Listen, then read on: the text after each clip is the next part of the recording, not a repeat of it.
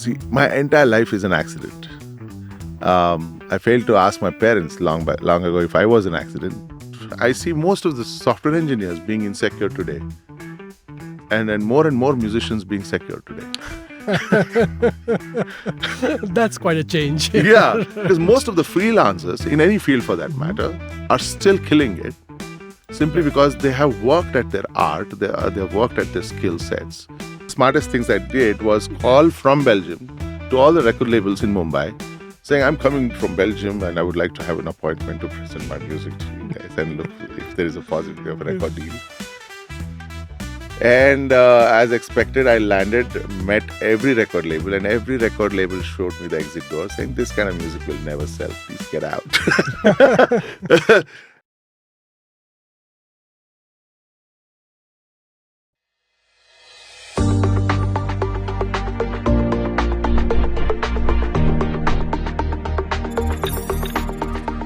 AltC with JD is a podcast on alternative careers, sponsored by IIAD, the Indian Institute of Art and Design. Thank you for tuning in to another episode of AltC with JD. I am JD or J Dutta, the host of the podcast. Today we have someone with us who's been to possibly every IIT and many engineering colleges, but is not an engineer. He is neither a rockstar designer, nor a rockstar marketing guru, nor a rockstar CEO. He is actually the real deal. He is a living, breathing rockstar.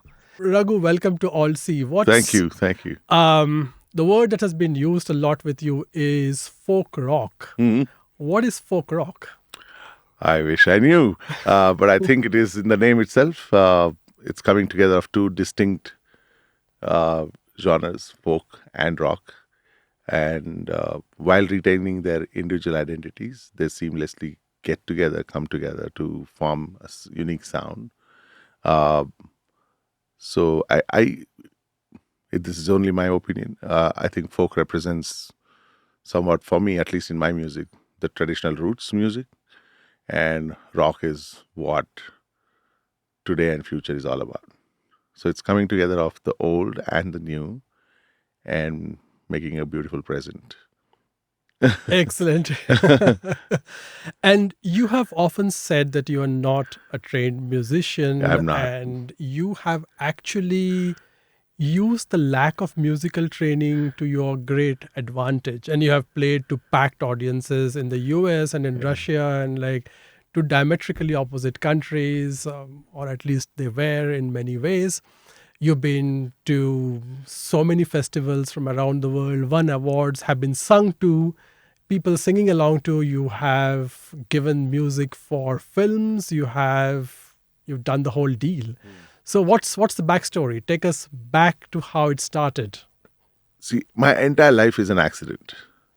I failed to ask my parents long ago if I was an accident, but apart from that, I think everything else that has happened in my life has been an accident, and nothing was okay. Mera beta ye banega type, or I will become something. Right. I've always considered myself like leaf in the wind, and I've just gone with the flow. So music happened because of dance, and dance happened because of me trying to imitate a cousin sister who used to learn dance. And I couldn't stand her a bit. So I was imitating her, making fun of her. But my dad caught me in the act and mistook that imitation as talent and pushed me into dancing. And how old were you then? I was 7, Right. 7.5. And from there, I pursued dance for the next 17 years. Wow. But somewhere in between, when I was in bachelor's degree college, a classmate of mine who used to play the guitar and sing English songs made fun of me, saying, it's so effeminate of you to do Bharatanatyam. Being a man, you should be holding a guitar like me and singing, look at the women, how they surround me when I sing, and etc., etc. And he thought dancing is only for ladies. And in that one moment, I lost my cool and said, I'll play that stupid instrument of yours in 2 months and sing a song in English for you. I'll sing a rock song for you. That was my bet challenge. And in the same 2 months, you need to show me a few Bharatanatyam steps. And and we'll see who is the real man here.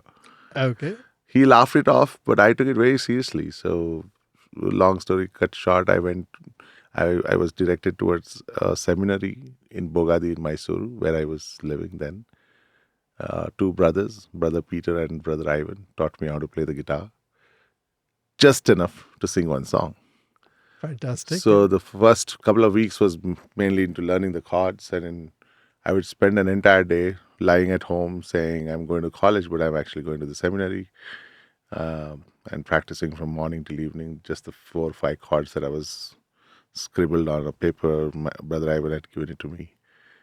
And after 2 weeks, he said it was pretty quick that I picked up the chords. And I said, now teach me a rock song. So being a brother in a seminary, obviously brother Ivan didn't know a rock song, but he taught me the most obvious song. So it was a gospel song. Okay. But for me, it is a rock song because yeah. I grew up in a very conservative, very traditional Tambram family. And for me, Western music was not allowed at home. Jeans were not allowed. Clothes of any Western kind were not allowed. English movies were not allowed. English music, definitely no. There was no tape recorder at home either. Right. Only music I could hear was Carnatic music, which you would play on a small transistor that my mom possessed as if, it was part of her living survival kit type. She wouldn't ever let us touch it. It was her thing. So morning we would wake up to music playing with M.S. Subbulakshmi's or M.L. Vasant Kumari's Suprabhatam, or so what do you say? I think it is Sahasranama. So one of these two would be playing, and we would wake up, and as long as Amma is at home, Carnatic music is on all the time. And then there is dance, Carnatic music again. So for me to even know that this is rock, this is pop, I had no clue. Every English music is the rock music. So when Brother Ivan taught me this song, 500 Miles was the name of the song, I sang. Yeah. And we both gasped at the same time. And he's like, wow, you have a voice. And I'm like, yeah, I do have a voice. And something had just happened that I had discovered that something has thrilled me like nothing has ever got to my bones like it did. My blood and my bones just churned for a second. And there was something that just hit me, I think. So a lot of people in interviews have asked me, what does success mean to you? I now realize that this was the moment of my success, to discover something inside you that you will perpetually to the rest of your life love doing. Yeah. I think that is the greatest success in my measurement. And for not one day have I regretted loving something so much with my wholeness into it. So then onwards, I started strumming guitar and started singing, and I, of course, won the challenge, etc., etc. But then it's like, okay, you are married, but now what next? You need to work towards that, right? So this is like that phase. Like I've discovered what I love now, but I didn't know what to do with it. First thing is that I will never have a guitar at home. Obviously, my parents won't allow it. So how do I do this?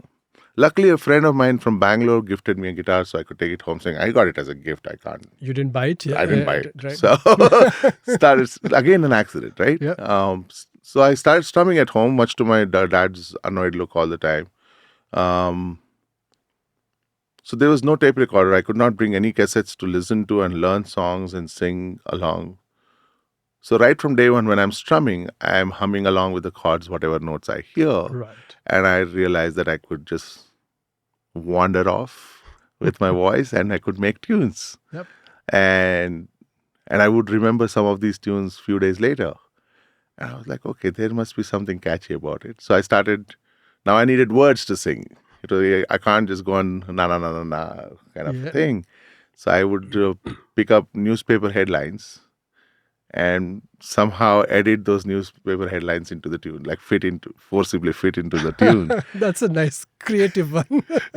And then after a few weeks, I got bored with that also, because how long can you sing insipid meaningless words. Yeah. So I started to write myself, and I realized there is a certain knack of telling stories and how to rhyme words, and then I started writing in English mainly. Right. And some of these songs I would go to my college and present it to my friends. And by now Jeffrey is my friend, The person the who person who made fun of made me. you. Yeah. And Jeffrey, in fact, taught me a few more chords, and he used to play also the piano. He would play drums. He knew almost every other instrument. So I would spend a lot of time with him in his hostel room, and I would sing it out for him, and he would really appreciate it. And so yeah, that's how my journey started, and it just went on from strength to strength, and as and when many other encounters happened.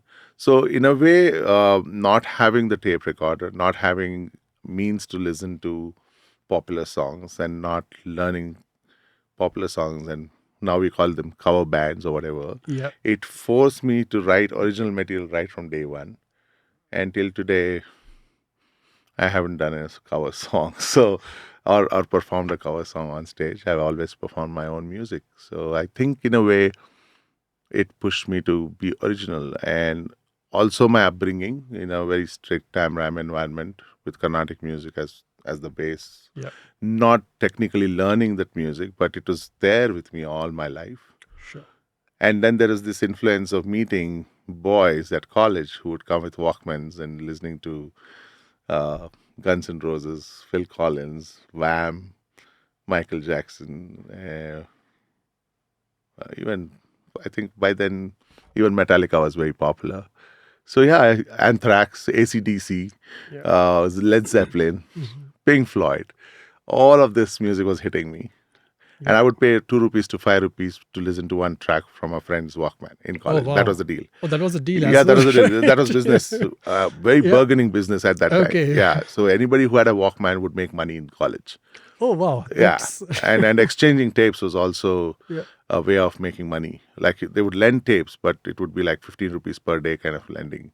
Okay. Yeah. So now I'm slowly growing up with two worlds completely colliding inside my brain.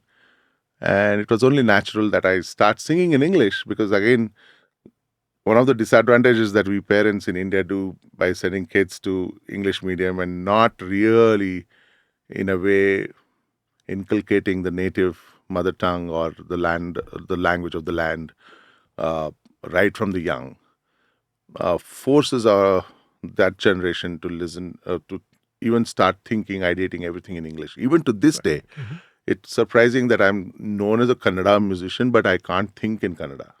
Right. I can't write poetry in Kannada.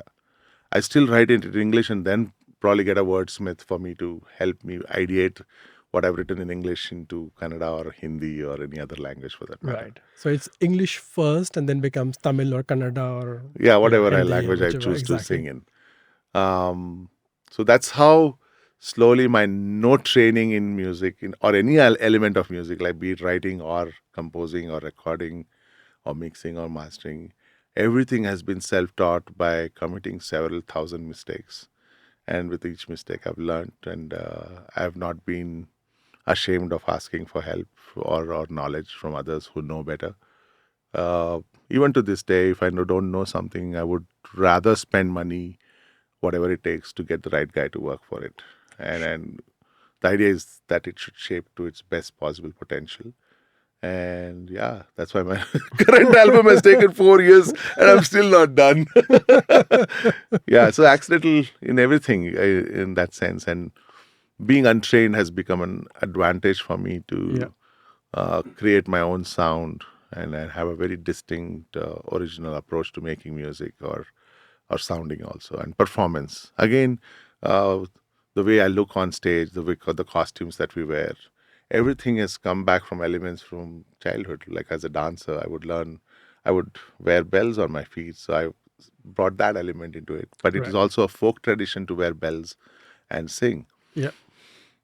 I grew up wearing a dhoti around, a wrap around. Yeah. We call it panche in Kannada, Right. lungi in maybe Kerala or in Punjabi. So I wear that because it is who I was as a child. I would wear it all the time at home, but made it colorful to represent the folk music I perform. So everything has been just very somewhere around, and I think it is very much about who really I am. Sure. My music is an extension of the personality I am and my upbringing, I would say. Yeah. So the land comes together in many forms, in the sounds, in what you wear. Yeah. I do remember that you've been also in films where you have worn that. Yeah, And then that was the director's idea. Like he was, nay, everyone recognizes you as the lungi man, so you better come in the lungi and perform. I was like, okay, for once I thought I'll wear some designer something clothes, but no.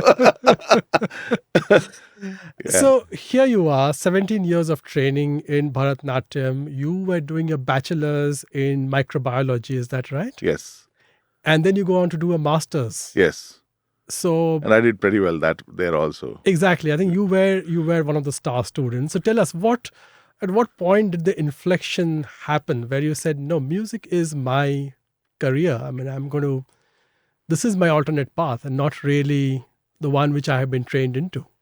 Ah, okay. So after masters, I worked very briefly as a lecturer in a college, uh, and then from there I got this job as a clinical data management center that was there for a pharmaceutical company in India. Uh, they were into vaccine research and documentation. So I joined as a scientific writer, Okay. and as a part of the whole training process, they sent me to Belgium, where I stayed about 3 to 4 months in a paying guest accommodation. And for 2 months, I had never seen the landlord. I'd only met his wife. I think she was the landlord. So one Sunday morning, I'm just singing for my own joy in my room. And there was a knock on the door, and my landlord peeks in and he says, which city is that? And this is in Rixensart in Brussels, an hour away from Brussels in Belgium, where I was working. And I said, it's not a CD. I was singing myself. And then he welcomes himself in, and then he sees me with my guitar, and then he listens to a couple of more songs with me singing. And he says, do you have a recording of this? I said, I have a crude demo recording. And he says, can I have it? So I give him the cassette. And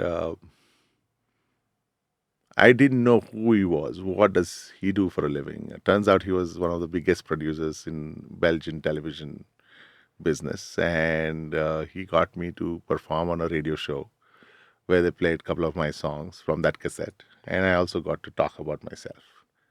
Great. So I came back to my office on a Monday morning, because this got aired on a Saturday evening. And Monday morning, I had this barrage of emails forwarded from the radio station, where absolutely stranger people, whom I don't know at all, nor do they know my language or anything like that. And they had written emails in French, asking me to be called back into the show for a longer duration and probably have a live performance. And that got me thinking, saying, oh, wow, if I can turn heads here in a stranger land, I wonder if I could be a rock star back home. Mhm. So I spoke to my boss, saying I would like to quit and pursue music.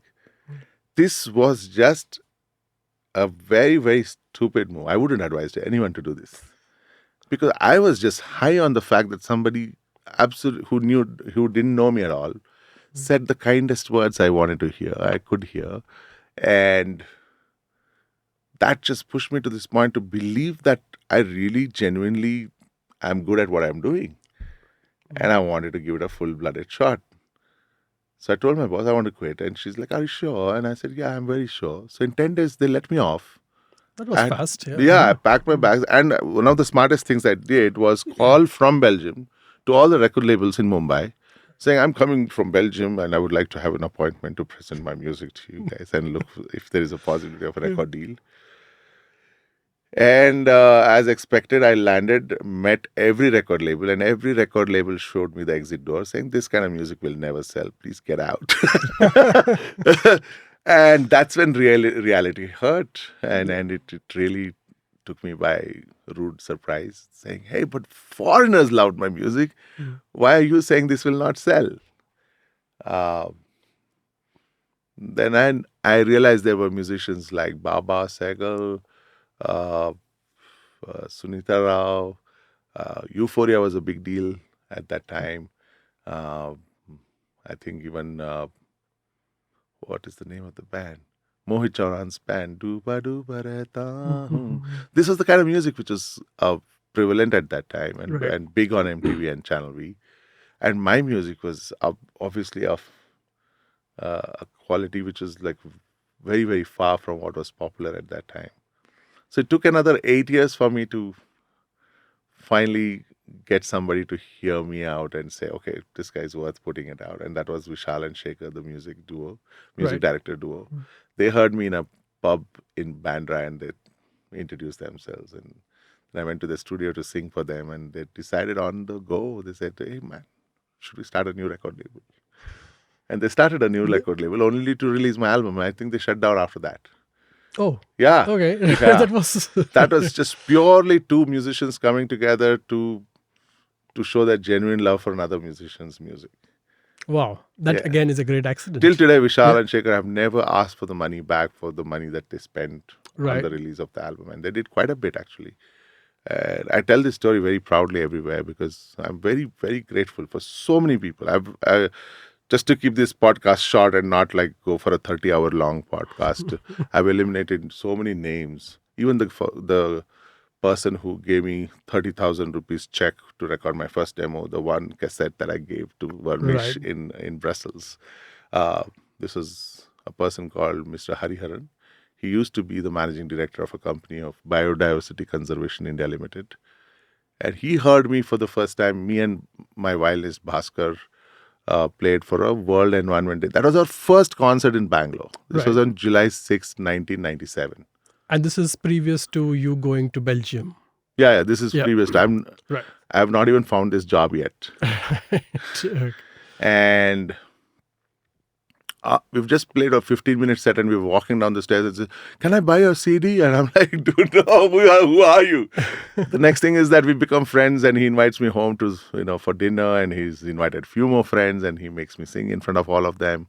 And they all say nice things and they leave. And I was the last one to leave. And then there was this small kid then, Nicky. He gives me a greeting card with a check which was there inside the card of 30,000 rupees. And I'm like looking for this check. It was huge. 30,000 was huge at that time. And I looked at it, Hari, and asked, wow, what is this for? I says, go record your demo. Right. And that's the demo I played in Belgium to my landlord who took it to the radio station and got played on that radio station, which led me to come to India. For 7 years, I've been making jingles for survival and then parallelly recording demos every few months. And every time getting promptly rejected. I think I had kind of made up my mind at that time that this will be my last attempt or something like that in 2006. And I was performing for this small gig, which a friend of mine, another filmmaker, Shashank Ghosh, had organized, got me this gig. So I went and performed because Shashank Ghosh had asked me to perform. And it was a free gig. And when I started, it was just 4 people in the audience. And all the 4 were my own friends on the guest list. Okay. So I started singing and slowly people started trickling in. And by the time I had finished, there were about 250 people odd in the small dingy room. And there was a very loud applause. And among the crowd was Vishal. And Vishal came up to me and spoke to me, met me. I said, hey, I wish Shekhar had heard you, so why don't you come to my studio tomorrow? So we went to the studio the next day and I sang for Vishal and Shekhar. By the 3rd song, they had decided they'll start a new record label and launch me. So that way, I think I'm a firm believer and also a living, walking example of how when you want something so badly with the truest of the intentions and there is no other color to it. It is just pure want to do this, what you want to do with so much love. I think it's said in so many ways, in so many interviews and so many programs about how the universe conspires to make dreams happen. True. But I am a firm believer of that. And time and time again, life has tested me to my whatever limits. But every time my faith has held me strong to come back again because of this one beautiful thing that keeps happening. That so many. I could write a book about it, about just angels of my life, Right. where absolute strangers have walked into my life and made things happen for me. That's also the theme of the song Parasiva I sing. It's about how when you're on your knees and you're looking up at the sky and probably questioning why the force above has put you in that situation, and you see no hope whatsoever to get out of that situation. Uh, you think he's listening, that he might suddenly come out of the clouds with background score, lightning, thunder on a bird and say, "Hey, son, what do you want?" Uh, but his method is very simple. He'll send absolute strangers into your life who will probably lend you some money when you need most. In my case, Hari gave me that money. Or help you with a job interview saying, "Hey, look at this guy. He's interesting. Why don't you have him face one of your job interviews in a company or something?" In my case, it was Vermish who introduced me to the radio station. Or it could be somebody who could just move mountains out of your way, and then from then on, from their perspective, it's just a small little thing for them to do. Yeah. But for you, it will move mountains. You can see the way clearly for the next nearby foreseeable future. In this case, it was Vishal-Shekhar for me. And it's continued to happen for me time and time again, how beautiful people have come and held my hand and walked me through it. So, Raghu, you were mentioning that since quitting your job, it's been 8 years before your album got produced. Yeah. In those 8 years, did you feel like going back to microbiology, I going did. back to I stable did. job? Yeah. I did, in fact. Good thing that you asked me this question, because so after I quit my job and came to India, in 2 months, I realized that all my little savings, whatever I had, a few thousands, got over. And all my assumptions that my music will be accepted by every record label and I will be like, a rock star within a couple of months, just evaporated in the thin air. And I needed a job. Again, a beautiful story of how I had about $800 left in my bank account, and I'm really worried that morning. And I go to a Malayali kadai very close to my house at that time. I used to live off the ring road in Banaswadi. At that time, that was like off limits in Bangalore. So I had a beautiful rented house, but very cheap rent, and beautiful landlord and landlady again, who had let me rent out that house for a bachelor to make music. So I went to Malayali Kadai to have a little chai and a bun for my breakfast, because I had no money, that much money left. So I had to eke it out. Ration every bit of it. Yeah. So I had finished my tea and my bun, and I was about to wipe my hands with that paper, and I saw this concert of Dr. L. Subramaniam performing at Chaudhaya Memorial Hall that evening with, I think it was the German orchestra or some other country's orchestra with which he was collaborating. And my madness in my head said, I want to go and see this concert live. And tickets were $400 and $600. And I'm like, to hell with it, I can't do this. And I keep the paper in my pocket and I come back home, and I've deliberated for most of the day. And in the last minute, lick of time, at 5, I said, I have to go. Hell with money, whatever. I'll spend this and watch this. So I cycled all the way to Chaudhaya. Right. And at the ticket counter, I go to buy the ticket. The tickets are over. Like, Right. even if I now want to buy the ticket and spend the money, I wouldn't get one. So it was like universe telling me, boss, don't spend this money. Go back home. But I hung on there for quite some time, and the caretaker of Chaudhaya saw me standing, and he asked, "What is it?" So tickets illante mugdogide. Tickets are over. What do I do? I said, "Don't worry, you come." So he took me with me and made me sit in the console room. Right. And he said, "You hang in for some time, and if I find an empty seat somewhere, I'll get you to sit there." So after some 3 or 4 songs, he calls me again and he takes me to almost to the 8th row from the front and makes me sit down there in a very comfortable seat. And then this orchestra played and El Subramaniam has played, and I'm like thrilled to bones, and I'm like swaying like on, a tree. And halfway through the break, there was an interval, and the lady sitting next to me is like, "You seem to love music a lot." And I'm like, "Yeah, I do." And we got talking, and she said, "What do you do?" And I told her, like, I've quit my job to become a rock star. I've come back to India.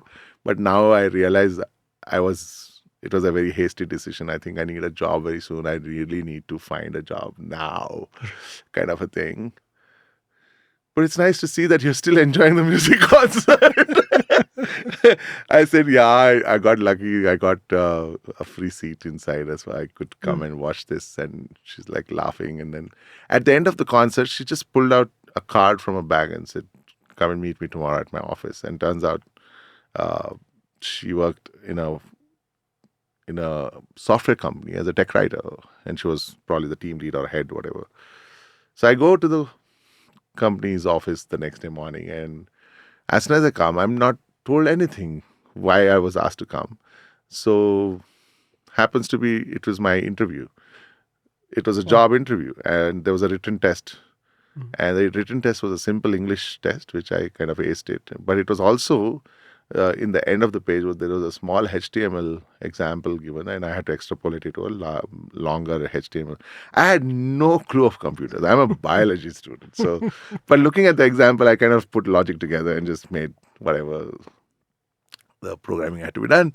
And I cracked the scene. And then in the interview, it was Susan, my boss to be, and the company head, Akhila Krishnamurthy, and then there was Vijay Nair, the HR head. 3 of them interviewing me, and they're playing good cop, bad cop, which I was not aware of, where the HR manager is batting for me. Susan doesn't want me. She's the one who gave me the card. Right. And then Akhila Krishnamurthy, head of the company, she can say whatever she wants. So no, he will not stay here. He wants to be a musician. He's very he's saying he wants to be a musician. Why would he stay in this company? So like they're debating among themselves, like, can I get out of here? Then they looked at me and said, "So Raghu, why do you think we should give this job?" It's like, because I'm honest. I need this job right now. And I will give my best, whatever is given to me. I have no clue about computers, but I'm eager to learn. And how long do you think you can stay? Like, as long as I'm happy, I said. and Vijayana clapped that. Yeah. The funny part is 10 days after I quit, after I got into the company and started learning my ropes as a tech writer, Vijayana had quit to become a playwright, full-time playwright. Oh, wow, right. Yeah. HR head. HR head. So no wonder he was batting for me. He was batting for you, totally. So, like I said, again, see, this is so beautiful, isn't it? Like I was not supposed to go to the concert. Last minute, I go there with no money. And then I don't get the ticket, and I still get the ticket. That man puts me in that chair next to Asha Mukashi, who was sitting next to me. And she hands me the card, and she introduces me to Susan the next day morning. And then next thing I know, I'm in a job interview, and I get this job when I really need it most. Yep. And with that money, I could rent a better home to stay. I could eat good food every meal. And I could get Saturdays and Sundays off, which meant I could jam with musicians, learn new ropes in the music. And they also gave me employee stock options when I joined. So after a year and a half of working, I could vest them, and I got, I think, about 4.5 lakhs at that time. With that, I bought a computer and some more softwares and stuff like that, and then started learning how to record at home. And then one day I walked into Radio City office. Suresh Venkat was there in that company. Right. I think he was still an RJ then at that time. I walked into their office and I said, I think your jingles suck. I will make a jingle for you. So they sent me to JWT, an advertising agency, which was making an ad campaign for Spice Telecom. Right. So their first jingle was done by me. They only gave me a brief saying it has to be local, but at the same time, it should be global. said, this is my forte, bro. Right. So I go home and made this jingle called Never Miss an Opportunity. It was like, I still remember the words. Right. It's that, it became so popular that people would call on requesters asking for the jingle to be played. Oh, wow. I Yeah. mean, that hardly happens now. Yeah. So that was great, So that Yeah. kind of led me to other agencies to meet and get jingle work. Right. So within no time, I had started doing lots of voiceovers and jingles, composing for ad films and corporate films, etc., etc. Then I realized that, okay, I'm earning enough to kind of sustain. And I went to Akhila, the head of the company, one day. Right. And I said, Akhila, I think I want to quit and get into music full time. And she said, are you sure, Raghu? Because, we all want you to win, but Yeah. be careful. Because by this time, I had already been recognized by Radio City. My band was recognized as the best band This is the in Raghu Bangalore. Dixit Project. Yeah, the Raghu Yeah. Dixit Project as a part of Radio City Live. Right. And then because of that victory, DNA Networks invited us to perform as the opening act for Bryan Adams at Palace Grounds, where Right. 40,000 people booed us when we entered the stage, saying, we want Bryan, we want Bryan. But after the first song, they started kind of backing us up. That led to nationwide attention. We soon started performing at all the IIMs and IITs in the Right. country. It was not the Raghu Dixit Project, it was Antaragni as the name of the band. Okay. And it was much later that I became, I think in 2005 is when I formed the Raghu Dixit Project. But the album release was yet to happen. I'm still in the job, right? 6 years later, the album release happens. Right. Yeah. So then I told Akhil I would like to now see if it's possible because I've got this jingle business going. Yeah. And she wished me well, and I'm still in touch with all of them. And recently we had breakfast with Akhila in her home. Right. And she's so proud to see where I am today, and it's very nice to be in touch with all the colleagues who used to work with me back then, and still be friends and meet once in a while and exchange notes. So yeah, it's Excellent. beautiful. Yeah, That's a great story, Raghu. And going on that, I'm sure there are a lot of aspiring people who want to get into music, but don't have the background or don't have parents who have been in the don't understand the music industry per se. like mine. Yeah. Like you totally kind of, Yeah. right? I think, so what would be the advice you would give to them? What are the 3 things that they need to stick with or do? It would come across as a wrong advice if I tell them like cover your base and then leap. Like in my case, I finished my education. I did well in that, and I got into a job where I could earn some money, which kept me going. I was not desperate to do bad jobs. Yeah. I was not desperate to do any kind of music style. Yeah. I was not desperate just to survive, you know what I mean? Like, I didn't get into the mainstream music mostly because I could make a living out of other stuff that was going on parallelly. Sure. And only when I was super confident that now I can deal with this, I got into music full time. Yeah. So it took many years. But what is the major mistake that most of the kids who want to make music is also, and also parents for that matter, mainly parents, is that they fail, first of all, to recognize that this kid of theirs has potential. Yeah. And once they recognize there is potential, they will do everything possible to avoid that kid to go into that field simply because they think this other field is a safe space because they have grown up looking at people in their circles doing that particular kind of job and having a good life. Right. So it's not that they are wrong. Mm-hmm. Their knowledge about what is possible is limited. Yep. And the kids don't see their parents like that. They don't have the margin to say, hey, my parents only know this much. They're not wrong, but I would now want to have a conversation and make them understand possibly to see another possibility where things could happen really well. Right. So that conversation is what kids today will have to open up a channel for with their parents. Sure. And parents also need to keep a channel open for that kind of honest conversation and an informed conversation. And it is parents' duty to kind of make the research possible. Yep. And it's, in fact, I see most of the software engineers being insecure today. And more musicians being secure today. That's quite a change. Yeah, because most of the freelancers, in any field for that matter, are still killing it simply Right. because they have worked at their art, they have worked at their skill sets, and they're ready to burn the midnight oil because it's their business, it's their survival. They don't have to work for someone else. Yeah. Then, if they burn the midnight oil now, they are going to earn that money. So Sure. they are ready to commit themselves into working really hard. Right. Whereas a employee Mhm. knows whether he works or not, he'll still get that salary, and Exactly. therefore slags a bit. I think the complacency starts to come in, and it's almost like the security kind of makes you very Yeah. comfortable. Yeah. So the more and more job cuts that you hear, Yeah. the first ones to fall are these people Yeah. who are taking it easy. Sure. And the really good ones, with the ones who have made themselves indispensable, are Yeah. the ones held back.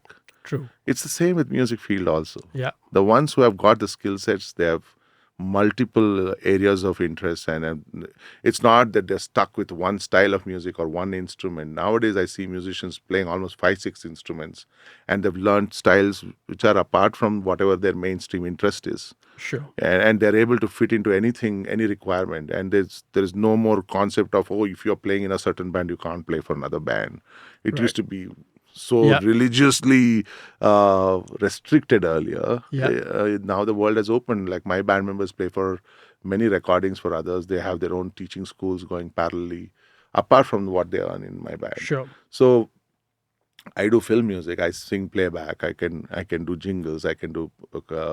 I also have learned sound engineering on my own by trial and error method myself. So, and I run a studio too. So, if you open up yourself to all the possibilities there are, and then not restrict yourself only to a textbook kind of playing music according to the notations on a sheet, and go beyond picking up every style, every skill that you can, and not give in to complacency or procrastination, Yeah.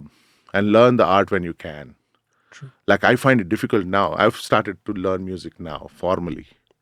I've started to learn Carnatic vocal music, and I've started to learn piano to play. And both the processes are extremely difficult for me because my cognitive abilities have diminished with age. What I was 20 years ago, 25 years ago, I'm finding it very difficult even to read a book, for example. Beyond a paragraph, I'm not able to hold my attention. My attention span has become so less, thanks to everything that's going around in the world and on your phone. Exactly. And everybody can scrolling, just butt in and just call you anytime you want. They want. So Including me, who has been pestering you for this interview. you're my neighbor. You're my good neighbor. So in all of this, if you keep your doors open and learn as much as you can, and there is no stopping of that process, while you are still improving, you can still do work and offer your services in more than one ways. I think there's a huge potential to make a lot of money if that is the worry. But being happy and being financially secure are two totally different things that I have Yeah. experienced so far. And earning money eventually, as I've seen, it becomes the secondary part, and being happy becomes the priority. Sure. So it's very. I wish I had when I was young, I had an uncle or an elder brother or someone in the field who was experienced to advise me and teach me. There's a very, very disparate difference between the two of being happy and earning money and being Right. successful. Being successful in a field does not mean you're going to be happy, and being happy does not mean you're successful in that field. Yeah. And it can coexist, Right. but it's not. They are two It's- separate things. And it's a rarity And- for them to coexist. Yeah, being happy is about what kind of person you are, and being rich is about how great you are with your skill sets in a particular Yep. field, and how much people love you to work with. True. So these are two different things. But I think this is a great point you make, Raghu. I think all the various points, the one on staying on top of your game, Yeah, not being complacent, Yeah. not kind of taking that salary for a given. correct. I think this point on I wish I had someone, I think you are that someone. Today, through this podcast, essentially, this is what you're doing. You Yeah. are kind of telling people. Yeah, And I remember when I came to you with my son who really wanted to go into music. And I think that helped him see it was not his dad or his parents saying this. it is someone who lived through it, who has failed and succeeded and done super well, who's telling him the point of view, like, be aware, be sure, are you wanting to do this? And I think that helped him enormously. I'm so glad. And in some ways, that is the genesis of this podcast. Okay. Because I wish there was a Raghu Dixit, I wish there was a Suresh Venkat, I wish there was a person who's trodden down that path, Yeah. unknown path. Yeah. They did not have that person. Correct. But I wish you have that person essentially. Correct. That's pretty much the thing. Yeah. Brilliant. I'm so glad I could fit into that missing puzzle there. Totally. So, Raghu, when you look back, what are some of your most cherished memories in this alternate journey? So very many. But then, like I said earlier, the day I discovered something that I knew at that moment that I'm going to love doing perpetually. I don't think I can ever not hold a guitar and let my voice out, and it won't make me happy. So I found something that I can love intensely, perpetually. That was a great moment. And second was, so like I said, my dad would always seemed to be annoyed with me playing this instrument, and I had started performing very crude gigs with my one another friend, Vishwajit, who used to play bass with me. Just two of us would go and play my original music. There was this one concert, small 15-minute, 20-minute concert at Sharda Vilas College that we got to perform at their college fest. And I asked my dad, who was reading his newspaper. He looked very serious, lost in the newspaper. I said, Appa, do you want to come and watch my concert? And, who wants to come and watch a concert? And he went back to his newspaper. So I shook my head and went to the concert. I played my concert. It was like all my friends, only my friends, came and congratulated us and said nice things and all that. And then one of my friends said, hey, by the way, I saw your dad. He was standing in the corner of the auditorium watching you perform. Yeah. That is what parents are all about. They might come across as strict and all that. At the same time, they want to see their kids happy. There are no two ways about it. And most of the time, as youngsters, we misunderstand our parents so badly. And unfortunately, again, it is the age, the arrogance that comes with that age to not see beyond that. In fact, it would be very surprising if a kid is too mature to understand this. Then he has lost his childhood already. True. Right? Yeah. And I think it is part of the growing up. It is how nature works. That kids are supposed to be stupid and dumb and arrogant and idiotic and not see the parents' point of view. Like, even the most strict parents with very limited knowledge about the rest of the world that is now happening on the other side of their understanding, they only want their children to be safe. They only want their children to be in a field where they're earning a decent living and are secure. True. That is their only intention. They don't want to stop you from doing what you want to do and be happy. They want to be proven right that their idea of what life is right. Is right, yeah. It true. Takes a lot of courage from kids also to be able to face their parents and make them understand that, look at this field. Here are successful people who have done this again and again. This is my talent right now. But if I spend that many years in training in this particular field, I might become one of them. Yep. My question has always been with parents is this, like, you are okay to send your child from 1st standard to 10th standard and then spend more money from 11th and 12th standard in a pre-university college or whatever you call it, high school. And from then, if you want your son to be an engineer, you will spend lakhs of rupees to get a seat if he's not got through merit or whatever. And then you fund the education. And after 4 years, there's still no guarantee of a job. There will be campus placements, etc., etc. So then he does an MTech or whatever, then specializes in that field, whatever, then takes a extra. Yes, there is a job possibility after 4 years, but then it also takes another 3-4 years of experience before he actually earns good, decent amount of money where he's secure. Yeah. Now that we come to know in this world today, that job is not secure. It's not like a government job. Yeah. You are almost on a hot seat waiting to be, kicked out. Similar to that is medical field. 5 years of MBBS and then 2 years of MD and Yeah. residency, whatever, and then comes specialization. Right. So a doctor to make decent amount of money takes about 36th, 37th year of his life. Yeah. That's what I've heard, at least. Right. If I'm not, or at least 30th year. Mhm. Why not spend the same amount of time and probably much lesser money for music education or any other alternative career that a child is interested in, being an artist or a cricketer or anything for that matter? Yeah. Why don't we believe that it is possible that if I train my kid in this field for that many years, he will be nurtured into becoming something that he wants to be? True. So I would also request parents to open up their minds about this. Yeah. Like, stop cribbing about engineering and medical and any other, whatever, CA or lawyer kind Yeah. of thing. If the kid is saying, hey, I want to be a cricketer, I want to be a painter, I want to be an artist, I want to be a AI expert nowadays, or a musician, Yeah. see what is the possibility of that child getting into a course where it takes that many years, maybe 2 years of music education in a reputed music school, and then maybe 2 years of technical education of music-related subjects Right. like sound engineering and stuff like that. Because music is not something that you can learn as a course for 2 years. It takes years Yeah. of talim and practice and True. effort before you can become a seasoned performer. Yeah. I would say 10 years. Right. So if you start after 12 standard,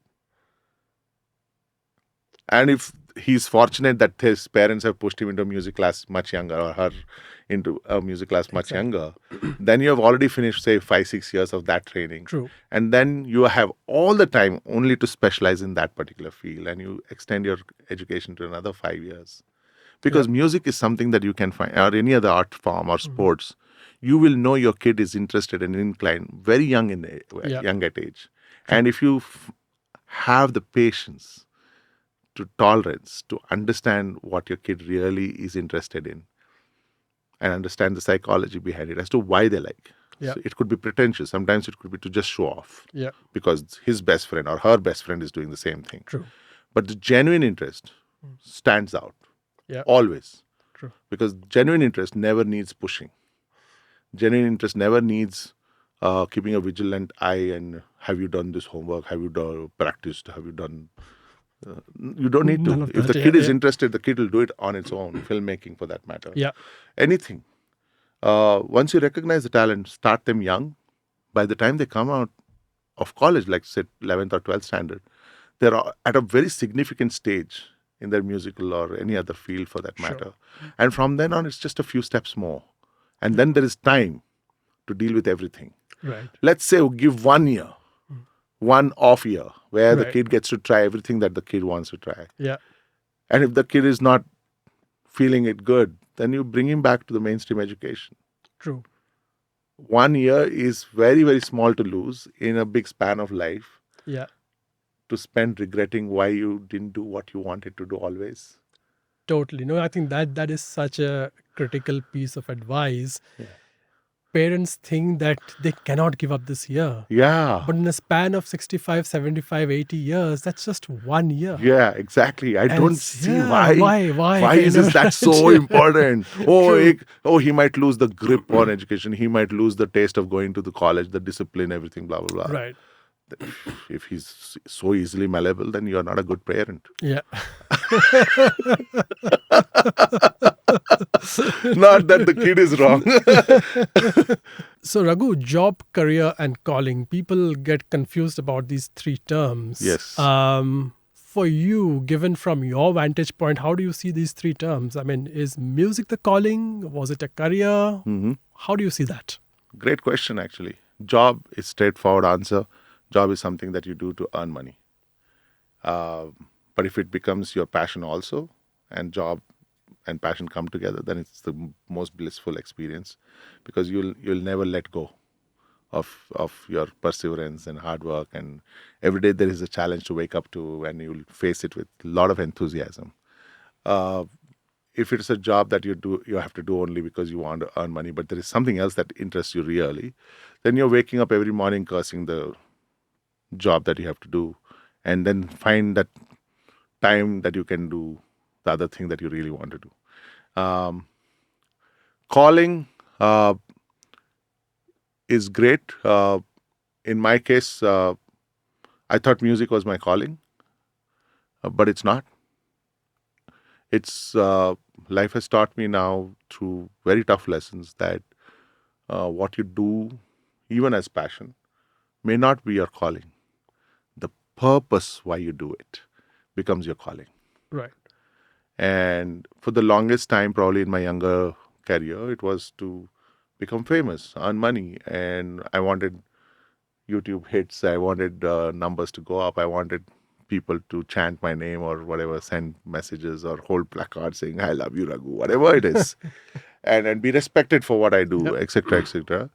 But now I've realized after many beautiful wreck, wrecks in my life, and I call it beautiful disruption, I would say, and very important disruptions in my life, which has now led to asking myself, why should I sing every day? And that led to, thanks to my therapists who helped me to understand that there is a clear demarcation between job, calling, and career. Right. So for me, calling is now that every song I write should make somebody happy. It should put back the faith in the listener that despite whatever he or she is fighting in life, everything will be okay. And no matter how difficult it may be seeming right now, they are strong enough to deal with it. And it's become a huge part of why I write the kind of songs I write now. In fact, the next album, Shakkar, it's about songs about staying alive when you don't want to. And I hope the listeners who listen to these songs will find inspiration to fight back and believe that they're strong enough to deal with whatever life is hitting them with. And in a very fun, danceable, sing-along way, I want them to come to my concerts for 2 hours, enjoy, and probably also rediscover themselves or discover new sides to themselves through my songs. And I hope somewhere I'm making a difference in their lives through my songs. That has become the purpose. Right. And when you've found purpose for your calling, career will take care of itself. I don't think that matters anymore after that. That's beautifully put, Raghu. Yeah. Okay, I'll switch to something much more kind of operational and practical and other stuff coming from this Sure. very Why not? beautiful piece is to do all the wonderful things you do and to experience all the great memories and touch lives. There are obviously going to be a lot of grunge work, hard work that you don't feel like doing, but you have to do. Like it could be you Like pitch correcting my voice. I was thinking more about doing all the sort of filling up applications Oh and yeah, even forms that, and the all sorts of visas things. especially. Yeah. So Okay. tell us about some of these things that you go through, which you've like, I wish I didn't have to do that. Everything from keeping my studio clean to making sure band members come to rehearsals and everyone's doing their homework, and keep investing again and again and again into a bottomless pit called investment of the studio equipment, which never is seemingly ending. Dealing with absolute jokers whom you trust to carry out certain simple things like maybe stage management or tour management, and then there are things that are out of your control, like organizing screw ups that happen at every concert, a bad sound system to bad security to just audience not fitting into your kind of music. Anything can go wrong, right? Yeah. So there are lots of things, but the most challenging part is to be consistent with what I do. To keep telling myself that I cannot, kind of slack, and it's more personal there. So instead of thinking of the external factors that are going to overwhelm me and affect me, I need to build a vacuum, which is just me, and keep the external factors out of my worry space. And if you have a personnel in your group which who are not performing, and this is a lesson, life lesson. I mean, I've learned it the hard way. Um, Earlier, I used to believe that my band is my band and I'm leader, and that I'm paying them a certain fee with whatever they had agreed to play for, and therefore I'm giving them my end is taken care of, so they have to keep their end. Not really. It doesn't work so easily because some of them are going to be the kind of idiots they want to be. Like slacking off at work. I spoke about job, right? Right. Where the commitment is just about I need to do this for a living, so I'm doing this kind of thing. And when bands come together and they break out, it's mainly because some of them have realized that their own dreams, their individual dreams, are never going to be realized by sticking into this group. Sure.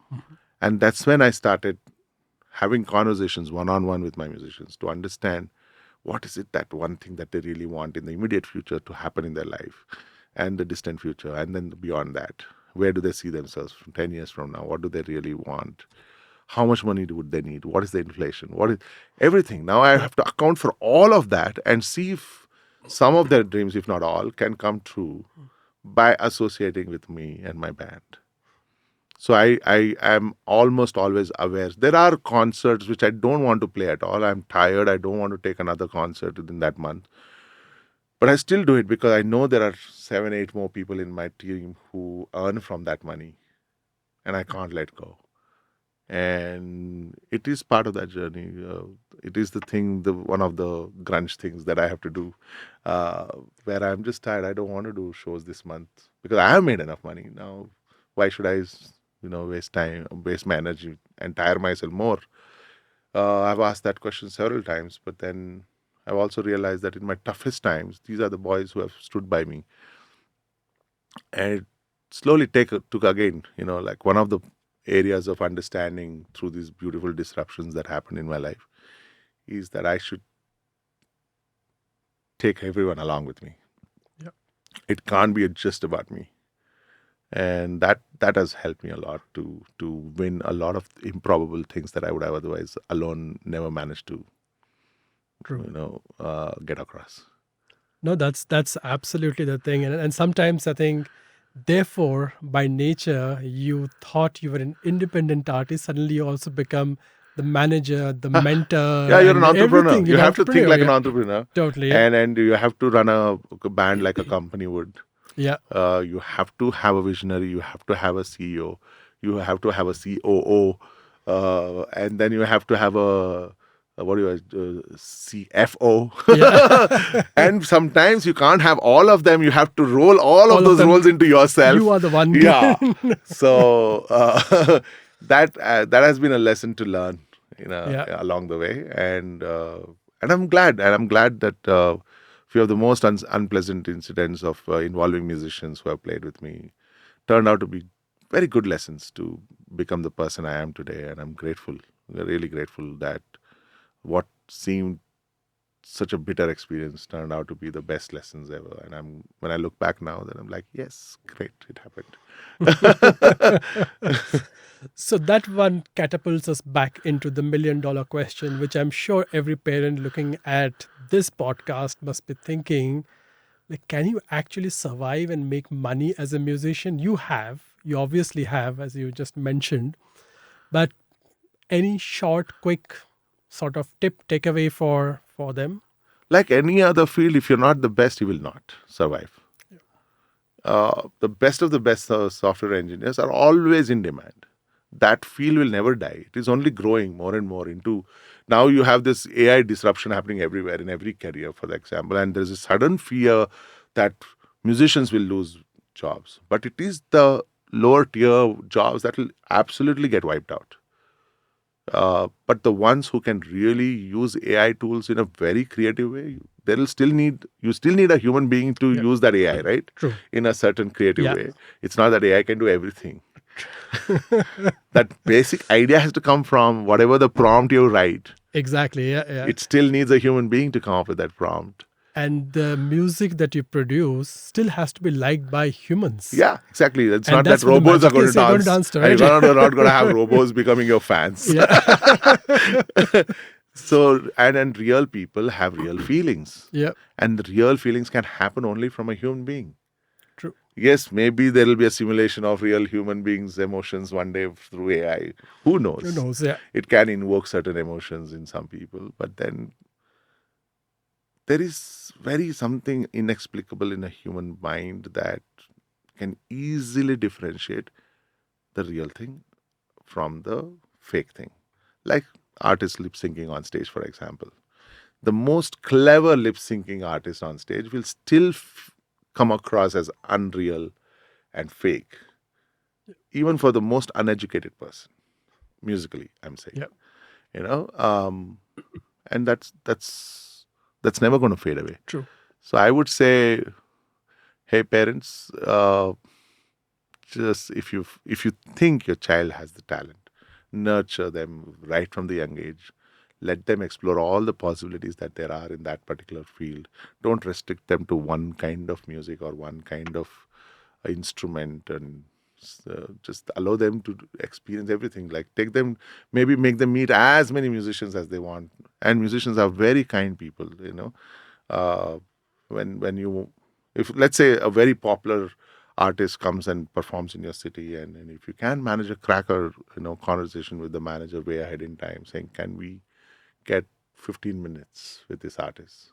Let those beautiful artists inspire that kid's mind of the possibilities that are there in that human mind, and hopefully that kids will pick it up somewhere subconsciously, if not directly. What could be probably said 15 years ago could come handy to, today. Yeah. So it's always important to meet as many musicians as possible. Talk, take your kids along, let them experience concerts, let them experience stuff that is happening right there in real time, Yep. and see if your kid responds positively towards that. And if there is an inclination, uh, there's no need of investigation. It's right there in front of your eyes. You will know. True. And like they say, mother's gut will never lie. So yeah, let the gut take control of Control that of that. Yeah. decision. Yeah, True. and push the kid towards that, and then see where it goes. And when you start young, you can also always stop young. Yeah. If it's not working out, and then if something else is better is there, then you can redirect the kid Switch and towards. Yeah, redirect. Totally. absolutely. Totally. Yeah. So, Raghu, I think while people can understand what a bank manager's role looks like or a day in the life looks like, it may be hard to understand what does a musician's day look like or a week look like. What Hmm. does Raghu Dixit's week look like? Oh man, it's up and down, up and down. It's never consistent. Some days I'm like super tied up. I can't spare any time for anything.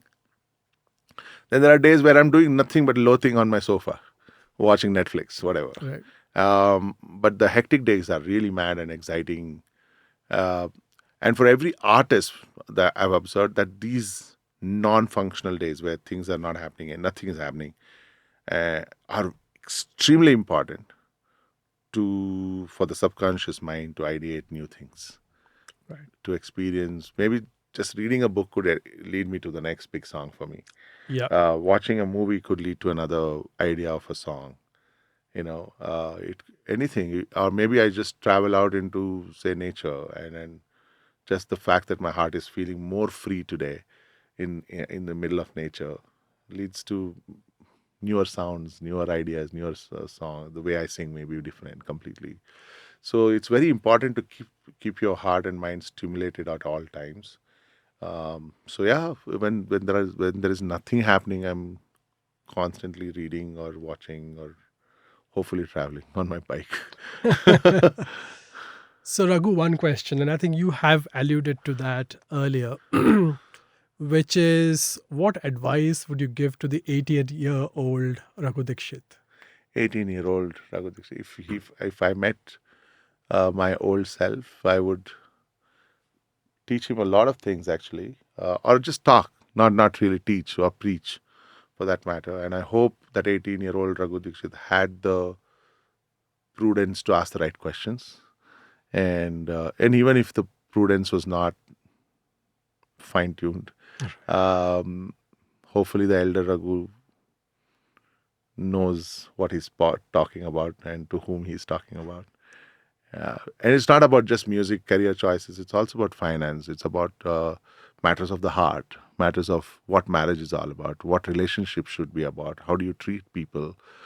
Everything counts. And I wish, really wish I had somebody to talk to me at that age to tell me about other more human things of how a person should lead life, to what love is, what is really marriage all about, what is, how do you manage your finance, how do you share your finance with your partner, um, what does a home mean, what does a family mean, uh, what does, what can spirituality bring into your life.